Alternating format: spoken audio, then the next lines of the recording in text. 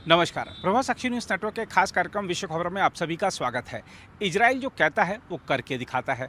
Israel के प्रधानमंत्री Benjamin Netanyahu ने संयुक्त राष्ट्र महासभा के सभागार में खड़े होकर कहा कि हम आतंकवादियों को छोड़ेंगे नहीं और जब तक उनका पूरी तरह सफाया नहीं कर देते तब तक रुकेंगे नहीं। दुनिया को जो करना है कर ले। वो आतंकवादियों को घुसकर मारते हैं और उनकी ज़मीन पर मारते हैं, अपने हिसाब से मारते हैं। और ये जो लोग बात कर रहे थे कि लेबनान का जो सशस्त्र समूह है हिजबुल्ला, उसके साथ संघर्ष विराम हो जाए, उनको अब खबर हम बता दें कि जो हिजबुल्ला का चीफ है नसरल्ला, वो मारा गया है। हम आपको बता दें कि इजराइल की जो सेना है उसने लगातार बमबारी की है। ऐसे बड़े बड़े बमों से बमबारी की गई है इजराइल की द्वारा, जो कि हिजबुल्ला के मुख्यालय पर की गई। और इस मुख्यालय पर जो बमबारी की गई, बताया जा रहा है कि उस समय जो नसरल्ला है वहाँ पर बैठक कर रहा था अपने लोगों के साथ में। और इस बिल्डिंग पर जो बम गिरे हैं वो दर्शा रहे हैं कि नसरल्ला का बचना बहुत मुश्किल है। तो हालांकि खबर की पुष्टि नहीं हुई है कि नसरल्ला मारा गया है कि नहीं मारा गया है, लेकिन नसरल्ला के मारे जाने की जो खबर है उससे पूरी दुनिया को एक संदेश तो गया है कि इजराइल जो कहता है वो करता है और आतंकवाद को कतई बर्दाश्त नहीं करने की नीति पर चलता है। इजराइल के प्रधानमंत्री ने उस संयुक्त राष्ट्र महासभा के सभागार से आतंकवादियों को खुली चेतावनी दी, ठोक डालने की चेतावनी दी, जिस सभागार से अक्सर शांति के प्रस्ताव पास होते हैं, अक्सर शांति का संदेश दुनिया को दिया जाता है, लेकिन वहाँ से उन्होंने खुलेआम चेतावनी दे दी थी और आखिरकार वो काम उन्होंने कर दिखाया। इस पर हमास की भी प्रतिक्रिया आई है। क्या कहा था बेंजामिन नेतन्याहू ने और हमास ने क्या कहा है, आइए आपको बताते हैं। इजराइल के प्रधानमंत्री बेंजामिन नेतन्याहू ने संयुक्त राष्ट्र में जोरदार भाषण दिया। हम आपको बता दें कि उन्होंने अपने संबोधन में लेबनान में ईरान समर्थित लड़ाकों पर हमलों को जारी रखने की कसम खाई। नेतन्याहू के भाषण पर गौर करें तो युद्ध विराम की उम्मीदें धूमिल हो गई हैं। नेतन्याहू ने लेबनानी हिजबुल्ला और इजराइल के बीच बढ़ते संघर्ष का जिक्र करते हुए संयुक्त राष्ट्र महासभा में कहा, जब तक हिजबुल्ला युद्ध का रास्ता चुनता है, इजराइल के पास कोई विकल्प नहीं है और इजराइल को इस खतरे को दूर करने और हमारे नागरिकों को सुरक्षित उनके घरों में वापस भेजने का पूरा अधिकार है। उन्होंने कहा, इजराइल लगभग 1 साल से इस असहनीय स्थिति को सहन कर रहा है। खैर, मैं आज यहाँ कहने आया हूँ कि अब बहुत हो गया। हम आपको बता दें कि जब नेतन्याहू अपना भाषण देने के लिए पहुंचे तो कई देशों के प्रतिनिधिमंडल बाहर चले गए, जबकि गैलरी में मौजूद उनके समर्थक इजराइल और नेतन्याहू के पक्ष में नारे लगा रहे थे। हम आपको बता दें कि दक्षिणी लेबनान में इजराइल ने हिजबुल्ला के ठिकानों पर हमला करना जारी रखा है, जबकि संयुक्त राष्ट्र में राजनयिकों ने आशंका जताई है कि यह हमले एक व्यापक युद्ध में बदल सकते हैं। राजनयिकों को आशंका है कि युद्ध अगर बढ़ा तो इसमें इजराइल का कट्टर दुश्मन ईरान भी शामिल हो सकता है।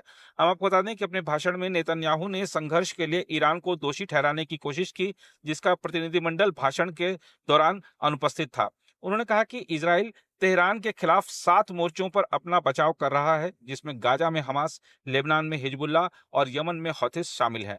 उन्होंने यह भी कहा कि ईरान में ऐसी कोई जगह नहीं है जहां इजराइल का लंबा हाथ नहीं पहुंच सके। उन्होंने कहा कि कोई हमें बलि का बकरा नहीं समझे, क्योंकि इजरायली सैनिक किसी भी दुस्साहस का जवाब देने में पूरी तरह सक्षम है।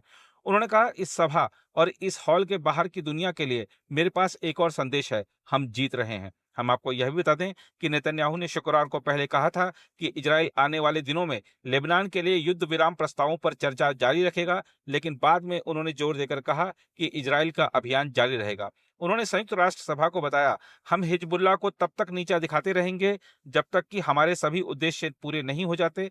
इजरायली प्रधानमंत्री ने ईरान के परमाणु कार्यक्रम पर कड़ी कार्रवाई का भी आह्वान किया, जिसमें प्रमुख विश्व शक्तियों के साथ परमाणु समझौते के तहत 2015 में हटाए गए संयुक्त राष्ट्र प्रतिबंधों की वापसी भी शामिल है। नेतन्याहू ने कहा, मैं सुरक्षा परिषद से ईरान के खिलाफ संयुक्त राष्ट्र परिषद के प्रतिबंधों को वापस लेने का आह्वान करता हूं, क्योंकि हमें यह सुनिश्चित करने के लिए सब कुछ करना चाहिए कि ईरान को कभी भी परमाणु हथियार न मिले। हम आपको बता दें कि सुरक्षा परिषद का प्रस्ताव, जिसने परमाणु समझौते को सुनिश्चित किया और संयुक्त राष्ट्र प्रतिबंधों को बहाल करने की शक्ति प्रदान की, वह अक्टूबर 2025 में समाप्त हो रहा है। नेतन्याहू ने अपनी पिछली प्रतिज्ञाओं को दोहराया कि इजराइल ईरान को परमाणु हथियार प्राप्त करने से रोकेगा। उन्होंने कहा कि ईरान अब आपके सभी देशों की शांति और सुरक्षा के लिए अपने परमाणु कार्यक्रम को हथियार बनाना चाहता है और मैं आपको आश्वासन देता हूं कि इजराइल यह सुनिश्चित करने के लिए अपनी शक्ति में सब कुछ करेगा कि ऐसा न हो। गाजा में संघर्ष पर जहां अमेरिकी नेतृत्व वाली युद्ध विराम वार्ता रुकी हुई है, उस पर नेतन्याहू ने कहा कि युद्ध समाप्त हो सकता है यदि हमास के उग्रवादी जिन्होंने 7 अक्टूबर को इजरायल में हमला किया था, आत्मसमर्पण कर दें, अपने हथियार डाल दें और हमले में पकड़े गए बंधकों को वापस कर दें। उन्होंने कहा, हम तब तक लड़ेंगे जब तक हमें जीत नहीं मिल जाती, पूर्ण जीत नहीं मिल जाती, इसका कोई विकल्प नहीं है। भाषण के दौरान उन्होंने 7 अक्टूबर को हमास द्वारा पकड़े गए बंधकों के परिवारों की हॉल में मौजूदगी का हवाला दिया। हम आपको याद दिला दें कि युद्ध तब शुरू हुआ जब हमास के आतंकवादियों ने इजरायली लोगों पर हमला किया, जिसमें लगभग 1200 लोग मारे गए और लगभग 250 बंधकों को वह वापस गाजा ले गए। तब से इजरायल की सेना ने घेरे हुए फिलिस्तीनी एन्क्लेव के बड़े हिस्से को समतल कर दिया है, जिससे लगभग 2.3 मिलियन लोग बेघर हो गए हैं और भुखमरी व तमाम तरह की बीमारियां वहां फैल गई हैं और 41,000 से अधिक लोग मारे गए हैं। इस बीच हमास के वरिष्ठ अधिकारी सामी अबू जुहरी ने इजरायल के प्रधानमंत्री के भाषण की निंदा करते हुए कहा है कि नेतन्याहू का भाषण झूठ और विरोधाभासों से भरा हुआ है। उन्होंने कहा है कि संयुक्त राष्ट्र महासभा के हॉल से कई प्रतिनिधिमंडलों को वापस लौटना यह संदेश देता है कि नेतन्याहू के झूठ पर अब कोई विश्वास नहीं करता। उन्होंने कहा कि नेतन्याहू का हमास से आत्मसमर्पण करने का आह्वान बकवास है। आत्मसमर्पण आंदोलन की शब्दावली में नहीं है और समस्या कब्जे के अस्तित्व में है, ना कि लोगों में जो खुद का बचाव कर रहे हैं। अगर आप भी लेना चाहते हैं देश दुनिया की तमाम जानकारी तो आज ही सब्सक्राइब करें हमारे चैनल को। साथ ही नीचे दिए बेल आइकन को जरूर दबाएं ताकि हर अपडेट आप तक पहुंच सके।